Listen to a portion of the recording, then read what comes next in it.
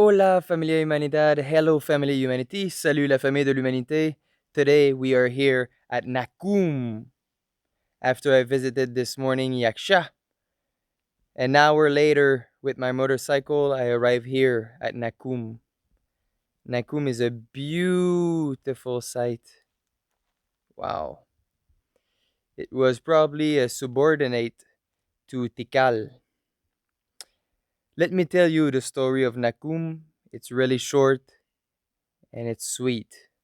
So sometimes people call this short and sweet, but let's dive into it.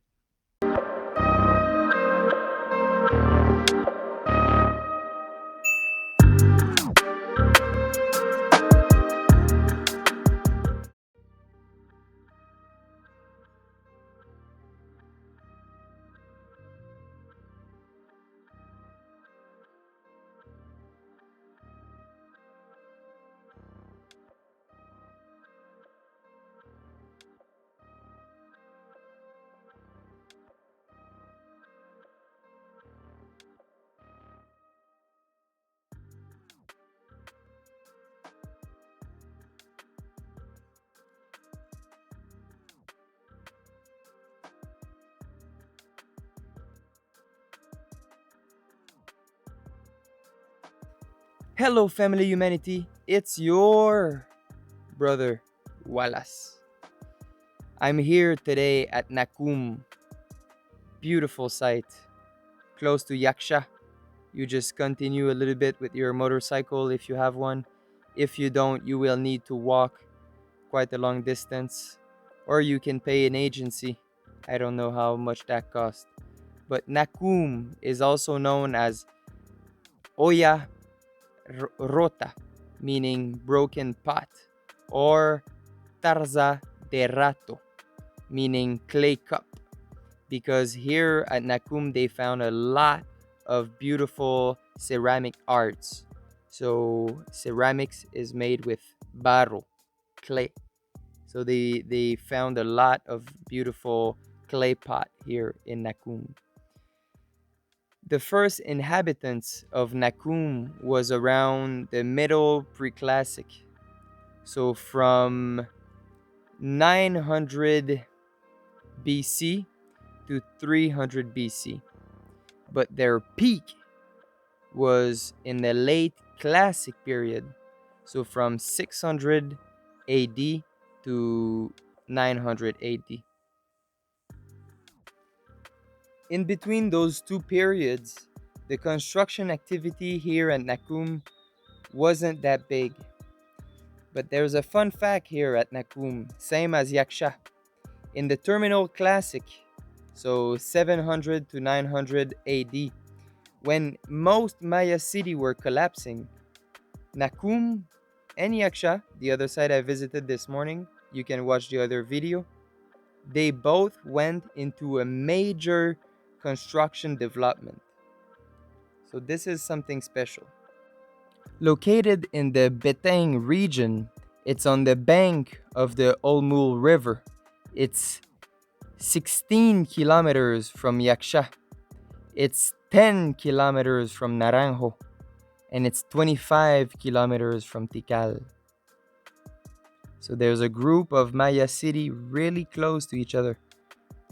Those were major Maya city because if you knew the quantity of Maya cities just here in the YAXHA-NAKUM-NARANJO National Park, you would be amazed. I was talking with a guard when I arrived, and he told me the national park is close to 300 square kilometers, and there's 292 Maya cities in that region. So that's almost one Maya city per square kilometer. That's impressive. The proximity of Tikal and the similar architectural style here in Nakum, similar to Tikal, is quite some good evidence that Nakum must have been a subordinate city of Tikal. So always under the control of Tikal. Because remember, Tikal was a superpower. of the Maya civilization. Nakum is divided into two major sectors called North and South. The North sector have major plaza, and the South have two square. The North and South sector are connected by a sakbe, a calzaba. They call it the calzaba de Perigny because in honor of Maurice de Perigny, it was a French archaeologist or a French explorer that found the site in 1905. And that sakbe is 250 meters long. And like I said, the name is in honor of that explorer that found the site. The presence of four architectural talud tablero style pyramid here in Nakum suggests that the influence of Teotihuacan might have come here because those four structures were built between 250 and 550 AD in a phase called Tzakol. It was the Tzakol 3 phase. And that means that the warrior called Siyajka that made the entrance in the Beteng region in 378 AD probably came also to Nakum because we know he went to Tikal, we know he went to Washaktung, and Yaksha and Nakum are just on the side of those cities. So that guy or that warrior, that ruler, that king called Siyajkak really conquered all the Maya city because he had the backing of Teotihuacan. And I'm pretty sure nobody wanted to have a war with Teotihuacan back then.